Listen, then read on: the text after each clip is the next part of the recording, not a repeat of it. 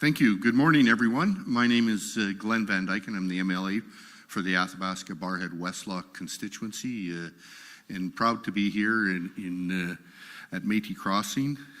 Before we start, I want to acknowledge that we are gathered today on the traditional gathering and traveling routes, now called Métis Crossing, and we are situated within the Otay-Pemisuac, District 12 of St. Paul, Cold Lake, and Treaty 6 territory. I also like to acknowledge that each year on October 4th, today, we honor and recognize the lives of missing and murdered Indigenous women, girls, and Two-Spirit Plus people in Alberta and across Canada. We extend our deepest respects and support to their families, their loved ones, and their communities. Today is a powerful reminder of those we have lost and our collective responsibility to work together to eliminate violence against Indigenous women, girls, and Two-Spirit Plus people. It's my pleasure to be your MC for this morning's announcement. I'd like to recognize our special guests and speakers here today. We have the Minister of Tourism and Sport, Joseph Schow, the Minister of Indigenous Relations, Rick Wilson, Chief Executive Officer of Indigenous Tourism of Alberta, Shay Bird, and Chief Executive Officer of Métis Crossing, Winnie Tamarwa. To kick off today's event, I'd like to invite Alberta's Minister of Tourism and Sport, Joseph Schow, to the podium.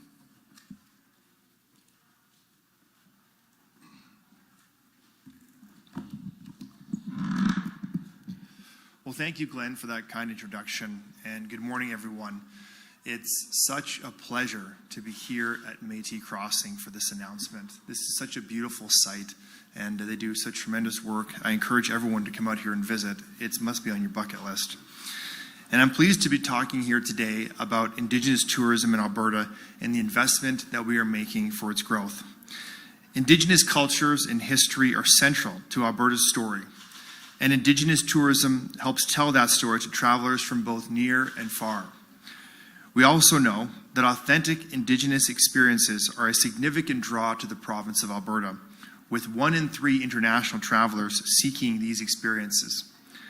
To support increased demand for authentic Indigenous-led tourism experiences, Alberta's government is proud to have made the largest commitment to Indigenous tourism in the province's history, directing $8.85 million to Indigenous Tourism Alberta between 2021 and 2026.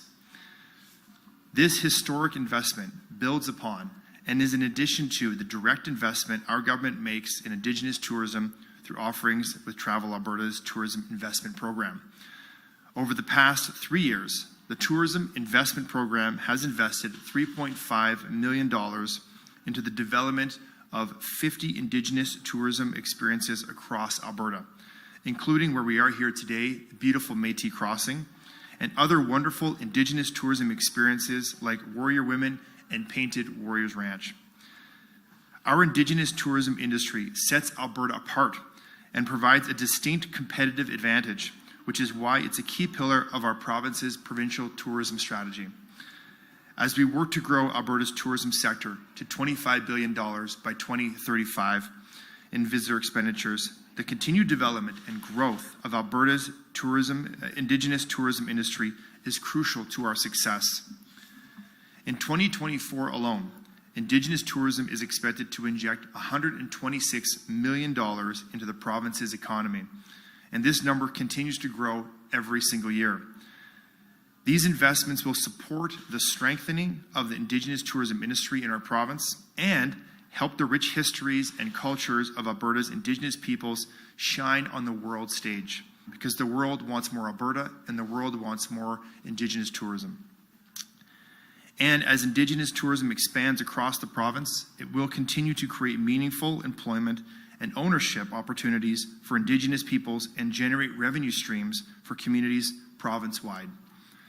Alberta has a great story to tell, and an important part of this story comes from the diversity of Indigenous peoples, languages, and cultures in our province.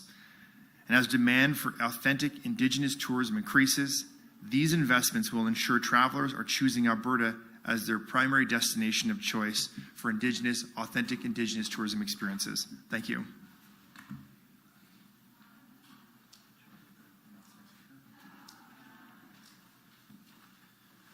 Thank you, Minister Schow, and I'll call on Minister of Indigenous Relations, Rick Wilson.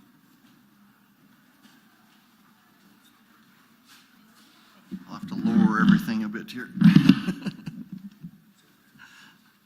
Morning, everyone. Thank you, MLA Glenn, for the introduction today. And as was mentioned, today is Sisters in Spirit Day. It's a day of reflection and action. Later today, I have the honor of gathering with First Nation, Métis, and Inuit women, girls, and Two-Spirited Plus people to honor and remember the lives of those taken from us too soon. We'll be doing that at City Hall here. This day serves as a powerful reminder of our collective responsibility to address and end the violence against Indigenous women, girls, and Two-Spirited Plus people. We need to stand together in solidarity and commit ourselves to creating a safer and more just society for all. So thank you so much for joining us today at Métis Crossing, a place that beautifully showcases the rich heritage and culture of the Métis people. A few years ago, Métis Crossing received support from Alberta's government to make their vision for this facility a reality. And I'm proud to witness the positive impact an early investment in Indigenous tourism has had, proving that good things will come if we build it. I'm honored to stand alongside Minister Schow today, Shay Bird, and Juanita Marwa to share in this announcement of significant investment in Indigenous tourism here in Alberta. Indigenous tourism is more than just a travel experience. It's a journey into the rich histories, diverse traditions, and profound connections to the land that the Indigenous people in Alberta have, and they have nurtured it for generations. This investment is a testament to our commitment to reconciliation and demonstrates our belief in the power that Indigenous tourism has to help transform and create resilient, prosperous communities. Over the past 3 years, Alberta's government has helped to support the development of 50 Indigenous tourism experiences, helping to drive the growth of the visitor economy and ensuring visitors from around the world can access and enjoy authentic Indigenous-led tourism experiences. We have much to learn from Indigenous communities with their diverse cultures and remarkable stories and traditions. As Indigenous tourism expands across the province, it will continue to create meaningful employment and ownership opportunities for Indigenous peoples and generate new revenue streams for the communities. In closing, I want to express my gratitude to Indigenous Tourism Alberta, Travel Alberta, and all the Indigenous entrepreneurs and communities who are leading the way in this important sector. Together, we're going to build a brighter future for Indigenous Tourism Alberta, one that honors the past, celebrates the present, and looks forward to a very prosperous future. Thank you again, Minister Schow.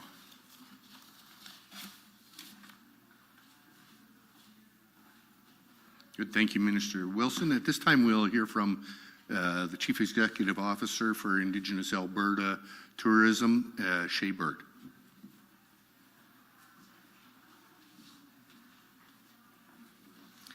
Hello, everyone. Thank you for the introduction, and thank you to the leaders in the room that are with us today to celebrate this announcement. This is the largest provincial investment in Indigenous tourism in the country. I think that really speaks to the prioritization and the importance of this industry here in Alberta. It means Indigenous Tourism Alberta has the foundational support to further implement industry development programs and to help more Indigenous entrepreneurs and communities at increasing their tourism experiences and their marketing to drive traffic to those businesses. The demand for travelers is already here, and it's growing, especially among young people. Indigenous tourism, as we heard earlier, 1 in 3 international travelers looking to come to Canada are looking for that authentic Indigenous experience, and that demand level actually grows with each younger generation. Yet, there are still challenges that we do not have a fully matured experiences or enough fully matured businesses to actually reach the demand that we're seeing. That's why investments like these can help Indigenous entrepreneurs meet that demand and capitalize on the potential. So why does this matter? Well, Indigenous tourism has huge potentials on many levels. It makes for better tourism experiences because it connects more deeply and offers more insight and connection to our guests and travelers. As a destination, it sets us apart with competitive advantage in a very competitive international tourism industry. There's many beautiful places around the world, but nowhere can you replicate the authentic Indigenous culture here on these traditional territories. But more importantly, it has incredible economic and social benefits to Indigenous peoples and communities. It supports Indigenous culture, traditions, families. It engages youth and elders, revitalizes language, and celebrates Indigenous culture through the voices of the original peoples of these territories. It's an opportunity for reconciliation. By investing in Indigenous entrepreneurs, we're investing in authentic experiences. We are investing in our future generations. There are still systemic and historic barriers facing Indigenous entrepreneurs in this space, but that's why these investments are so important. Investing in Indigenous tourism is economic reconciliation. Thank you.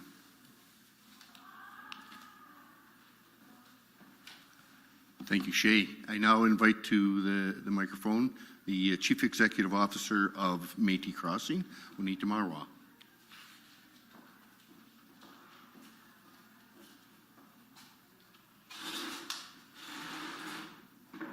Thank you. Apparently there are some big shoes to fill in this place.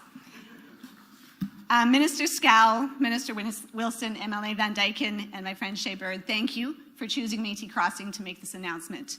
On behalf of our Board of Directors here at Métis Crossing, as well as our shareholder, the Otipemisiwak Métis Government, President Andrea Sandmeyer, and our Secretary of Tourism and Economic Development, Lisa Sanfilippo, I welcome you to Métis Crossing, where we share and celebrate the Métis culture with all people. It's been wonderful to see, to hear, and to experience the investments of the province of Alberta into Indigenous tourism. As Shay mentioned, 1 in 3 international visitors want an authentic Indigenous experience. Indigenous operators have so much to offer to Alberta's tourism industry to fulfill this strategy that we have. Many of us exist in more rural and remote areas, which facilitates the regional diversity that we're talking about. Many of us also are very comfortable welcoming guests in all 4 seasons of the year. So the seasonal dispersion as well is something that Métis people and Indigenous operators across the province can truly contribute to. In 2020, Minister Wilson talked about the investment. Through the Alberta Business Investment Fund, or Aboriginal Business Investment Fund, the Government of Alberta invested $1 million into the lodge at Métis Crossing. More recently, Travel Alberta has invested $500,000 into our skywatching domes. This has allowed us to become not only a regional or a national, but an international destination. Métis Crossing has turned into an economic driver for this region. We have actually grown to be the largest commercial employer in the Smoky Lake region. Today, we work very closely with the whole tourism ecosystem, including Travel Alberta, Indigenous Tourism Alberta, Explore Edmonton, Smoky Lake Region, Destination Canada, and the Indigenous Tourism Association of Canada. In fact, working with Travel Alberta and Indigenous Tourism Alberta, we were able to host international travel writers here from the Travel and Leisure magazine, which has over 11 million readers around the world. Building on that, they featured us on the front page of their publication in November. Their editor-in-chief, Jackie Gifford, actually spoke of Métis Crossing on the Today Show. As well, they then listed us as one of the top 50 places in the world to visit. We have a lot to offer when all of us work together. Not to mention, the bookings have followed. I'll just add that in there. But the benefits of Indigenous tourism are not just economic. Just earlier this week on September 30th, we hosted over 200 people here at Métis Crossing to acknowledge the National Day for Truth and Reconciliation. During that day, we had guests from across Alberta, from Calgary, from Lloydminster, but also visitors from across Asia, across South America, and across Europe. We have grown to be a place of pride for the Métis people and a tool for reconciliation, both economic and cultural. Indigenous tourism has so much to offer and to contribute. The investment that Alberta has made and continues to make to support Indigenous tourism in this province will see a significant return on investment as we fill beds and heads. Additional Indigenous communities and entrepreneurs, as they enter this space, will contribute much. And you will see the investments not only from the government, but from our own nations, as the Otipemisiwak Métis government has made here. Together, we will build long-term and meaningful prosperity for all Indigenous people, as well as Albertans, and we're going to meet that $25 billion goal. Thank you.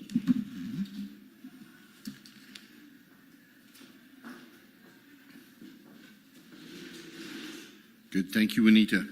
Métis Crossing is not only beautiful, it's also steeped in history and a vibrant display of culture, and I'm proud to have such an incredible destination in my riding.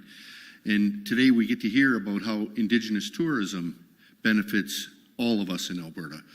From the people that come to visit and experience the Indigenous tourism opportunities, but also for the Indigenous communities that are participating in it, to help them share their culture in their communities and to bring pride in their communities. So thank you for all the work that you're doing here at Métis Crossing, Juanita, and we look forward to continuing to work with you going forward.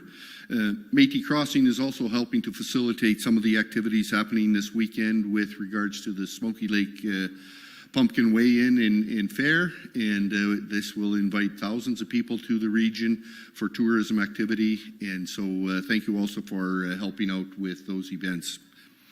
At this time, I'll pass it over to Amber Edgerton, the Press Secretary for the Ministry of Tourism and Sport, to conduct the question and answer portion of this event. Thank you. Thank you all. That brings us to the end of the formal portion of today's announcement.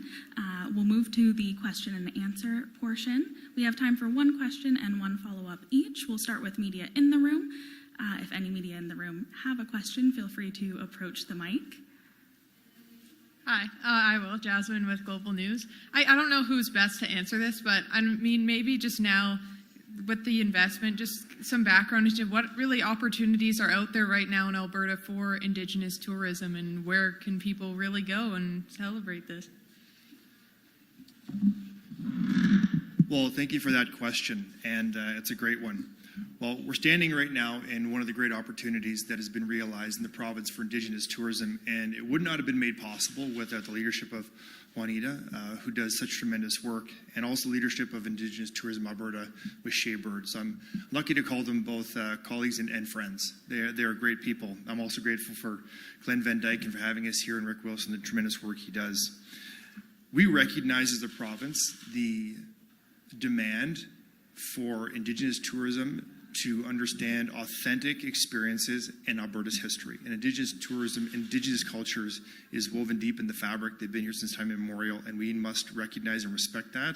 And that's why we must invest in those experiences and help tell that story to the rest of the world. And so through Travel Alberta, Indigenous Tourism Alberta, we have made this investment understanding how important it is to Alberta's culture, but also to the overall health and wellness, and reaching our tourism goals of $25 billion in visitor spending by 2035.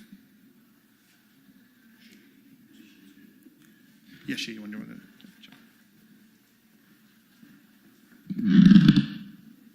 Yeah, so we have quite a diverse amount of Indigenous tourism experiences across the province. Because it is a younger industry, about half of our businesses are fully matured or purchasable. But, to say a few, you have things in the south like Blackfoot Crossing, River Ranch Lodge. There's a variety within the Blackfoot Nations out there. You have Stony Nakota Resort and Casino just opened up their event center 2 days ago, which I had the opportunity to be at. You have, things in more rural northern Alberta, like the Lac La Biche area, Hideaway Adventures, and a variety of operators actually in the central region, whether it's the Powwow Times Powwow in Red Deer to, canvas wall tents and horseback riding experiences with Painted Warrior and Mohican Trails.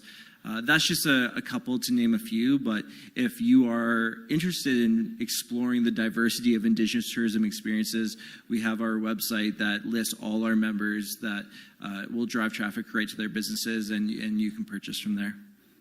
And I guess just a follow-up for you as well. I mean, how much is this really going to help those newer entrepreneurs kind of get their foot in the door and help them really expand? Yeah, it's a great question. So we have a mandate to grow the industry, and we do so in a way that supports all maturity levels of their business. So for those entrepreneurs that are just starting out and don't know where to go, we have mechanisms and tools in place, whether it's Entrepreneurship 101 or different business development tools, and a team to support those entrepreneurs and communities that are looking to get into this space and to ultimately guide them through that business development process to get them to a fully matured business offering. Thanks, Jasmine. Seeing no other media questions in the room, we'll move to media on the line. Is there any media queued with questions? Yeah, the next question comes from Sean Amato of City News. Your line is already open. Hi there.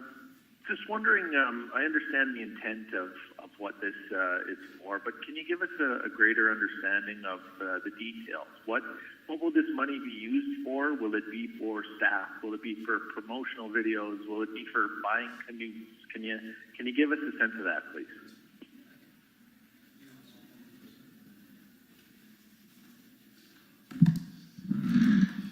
I think that question in greater detail is probably best answered by Shay Bird, but what I will say is the money we invest in tourism, in Indigenous tourism, is to attract people to Alberta so they recognize the rich history and culture that is our province.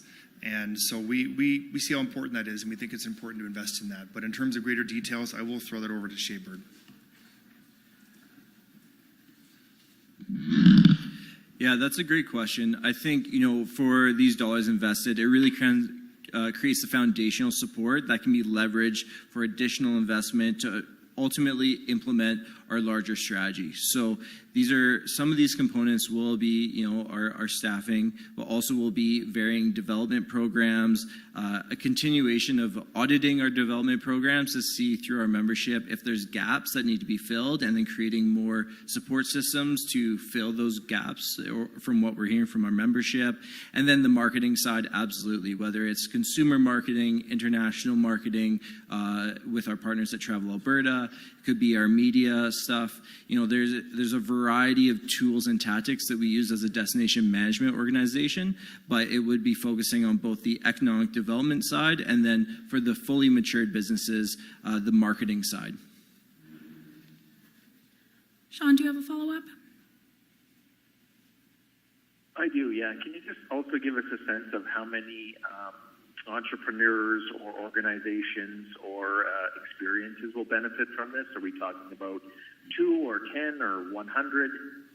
Yeah, so within our membership today, we have about 200 members across the province. And we find that in some way we support all our members across the province based on where they're at. We have an entire development team that does business support one-on-one with our members via virtual calls, phone calls, in-person meetings, those type of things. So whether it's an actual program itself or just, connecting our entrepreneurs with existing grant programs or business supports from third parties that we aren't doing, it's a variety of tactics. But that being said, we have about 200 businesses or 200 members across the province right now. That's both urban-based and rural. Thanks for those questions, Sean. Seeing no more media queued in the room or on the line, that will bring us to the end of today's announcement. Thank you, everyone, for being here. And if you have any further follow-up questions, feel free to reach out to me, Amber Edgerton. My contact information is at the bottom of the news release. Thank you.